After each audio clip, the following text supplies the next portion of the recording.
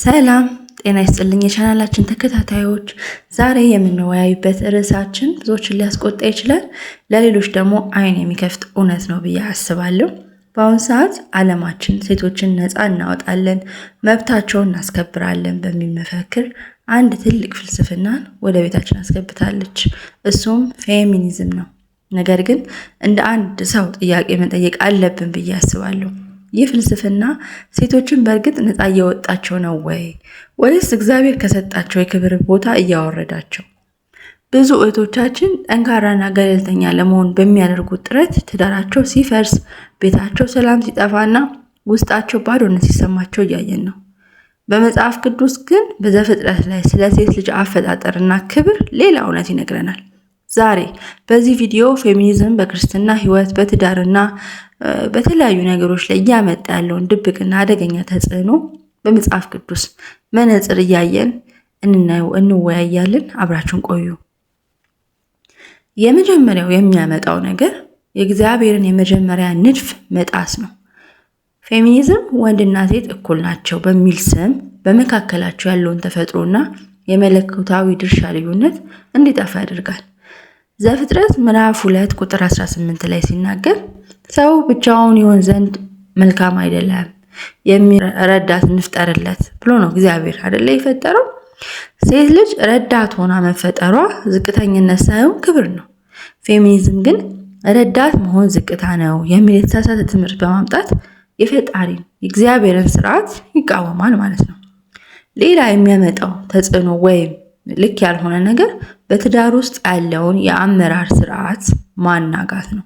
መጽሐፍ ቅዱስ ወንድ የቤት ራስ እንደሆነ ይደነግጋል። ፌሚኒዝም ግን ይህንን እንደ ጭቆና ነው የሚመለከተው። ኤፌሶን ምዕራፍ 22 ቁጥር 23 ላይ ስናይ ምን ይላል? እዛ ላይ ምዕራፍ 2 ቁጥር 23 ላይ ማንበብ ትችላላችሁ። ምን ይላል? ሚስቶች ሆይ ለጌታ እንደምትገዙ ለባሎቻችሁ ተገዙ። ክርስቶስ ደግሞ የቤተ ክርስቲያን ራስ እንደሆነ እርሱም አካሉን የሚያድን እንደሆነ ባል የሚስት ራስ ነውና ይላል ማለት ነው። ስለዚህ ይህንን እያለ መጽሐፍ ቅዱስ እኛ ፌሚኒዝምን እየተከተልን የማይሆን እግዚአብሔርን ስርዓት እናናጋለን ማለት ነው። ሴት ልጅ ረዳት ሆና የተፈጠረችው፣ ስለዚህ ያንን ማክበር ይገባናል። ሌላው የሚያመጣው ነገር የቤተሰብ መፈራረስና የልጆች አስተዳደግ ላይ ነው ችግር የሚያመጣው። ፌሚኒዝም ሴቶች ትኩረታቸው ከቤት ውጪ ብቻ እንዲሆን ያበረታታል። ያንን በማድረግ የቤት እመቤትነትንና ልጆችን በሃይማኖት ኮትኩቶ ማሳደግን እንደ ኋላ ቀርነት እንደ ፋራነት ያስቆጥራል። ስለዚህ ያ ነገርም ሌላ ተጽዕኖ ትልቅ ተጽዕኖ ነው የሚያመጣው ማለት ነው።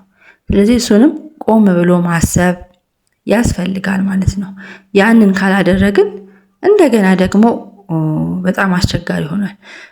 ቲቶ ምዕራፍ 2 ቁጥር 4 ላይ ስናነብ ቆነጃጀትም የእግዚአብሔርን ቃል እንዳይሰደብ ባሎቻቸውን የሚወዱ ልጆቻቸውን የሚወዱ ራሳቸውን የሚገዙ ንጹሖች፣ በቤት የሚሰሩ በጎዎች፣ ለባሎቻቸው የሚታዘዙ እንዲሆኑ ይምከሯቸው ይላል። ስለዚህ በቤት መስራት ውርደት አይደለም። በቤት መስራት የቤታችንነት አይደለም። ያንን ልንገነዘብ ይገባል። ሌላው የሚያመጣው ተጽዕኖ እውነተኛው ነፃነት ያለው በክርስቶስ እንጂ በዓለማዊ ፍልስፍና አይደለም። ፌሚኒዝም ሴቶችን ነፃ አወጣቸዋለሁ ይላል እንጂ የበለጠ የስራ ጫና፣ የውስጥ ጭንቀት፣ ብቸኝነት ውስጥ ነው እየጣላቸው ያለው። ስለዚህ እውነተኛ ነፃነት የሚባለው እሱ አይደለም። እውነተኛ ነገር ያ አይደለም። እውነተኛ ነፃነትን የሚሰጠው ፌሚኒዝም በሚል ነገር አይደለም። ምሳሌ 14 ቁጥር 1 ላይ ብልሃተኛ ሴት ቤቷን ትሰራለች፣ ሰነፍ ሴት ግን በእጇ ታፈርሰዋለች። ስለዚህ ሴቶች እባካችሁ ንቁ፣ ብልሃተኛ ሆኑ። የሰውን ሀሳብ የሰውን ነገር ሳይሆን መጽሐፍ ቅዱስ ምን ይላል ብላችሁ መጽሐፍ ቅዱስ በመመርመር የመጽሐፍ ቅዱስን ነገር ተከተሉ እንጂ ሰውን አትከተሉ። እውነተኛ የሴትነት ክብር የሚገኘው እግዚአብሔር በሰጣት ጸጋ ውስጥ በመመላለስ ነው። ፌሚኒዝም ከወንድ ጋር እንድትወዳደር በማድረግ ተፈጥሯዊ ሰላሟን ይነጥቃታል።